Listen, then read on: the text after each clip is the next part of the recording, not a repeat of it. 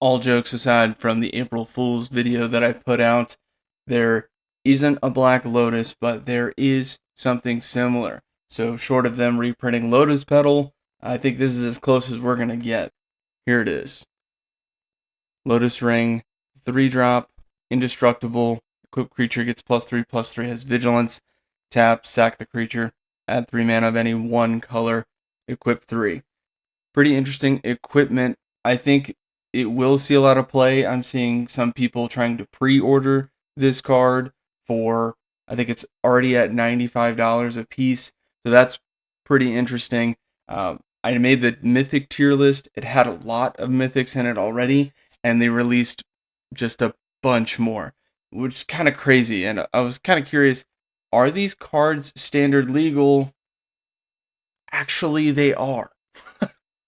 So this is from March 26th. Max McCall, Outlaws of Thunder Junction. It looks like these are all part like expansion sets for Thunder Junction. So let me just kind of jump into that real quick. Outlaws of Thunder Junction, they call that OTJ. Outlaws of Thunder Junction Commander Set Code, OTC.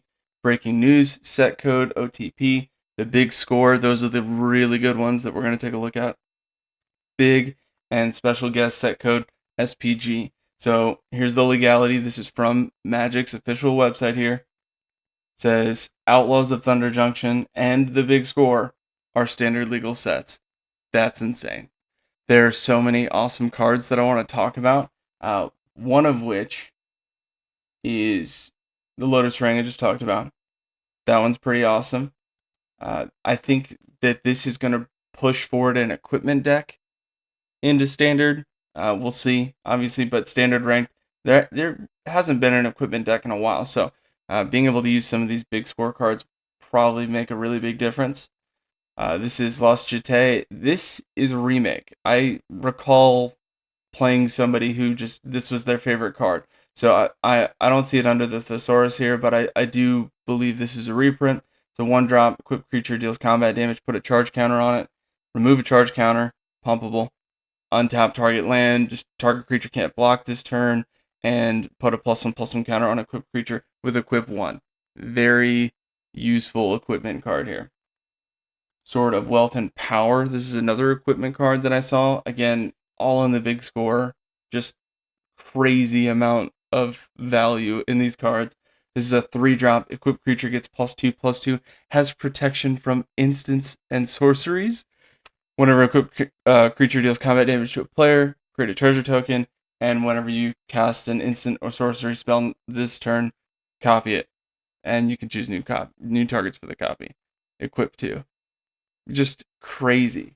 As I said in the previous video, you thought Sword of War and Peace, you thought Sword of Feast and Famine was good. I think this one is the best sword. And there was one more I saw a lot of people talking about online. A lot of people thought it was another April Fool's one because there were so many cards like that. But it turns out it's actually in the set. And it is right here, Mindbreak Trap. This is a popular one. This is, I think it's going for 75, roughly. It's a 4-drop instant trap card. So if an opponent casts 3 or more spells this turn, you may pay 0 rather than pay this spell's mana cost. Exile any number of target spells. Pretty crazy. Definitely gets legacy play. Just another great mythic. And this symbol right here is just telling you it's you can still get it in those Thunder Junction packs. But that is the...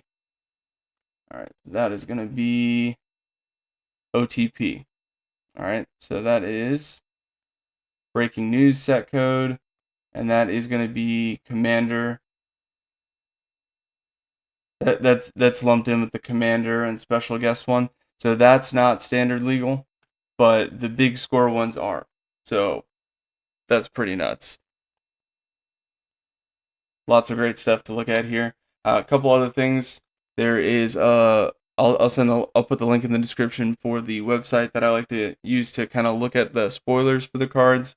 As far as MTG's website itself, there's a link to kind of show you if you want to sign up for kind of like their newsletter thing. They often send you packs, codes for packs, or for MTGA. They'll also send you surveys sometimes. I haven't done one yet, but I'm pretty sure they'll give you packs. There's some incentive for doing that. And there was another one recently that came out for the April Fools. And it was a companion that you could have in your. It was a pet rock, so interesting. But some things that you could probably get out of that.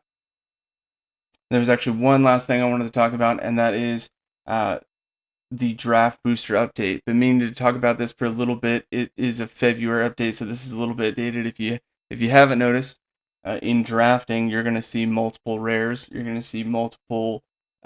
Sometimes you get double mythic. It's possible, but that's going to make the drafting a little bit more fun. So if you've kind of steered away from MTGA's draft, take a look at it again.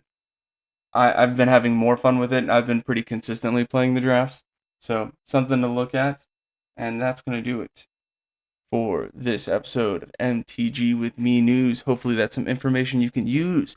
And as always, until next time, deckheads, keep it easy.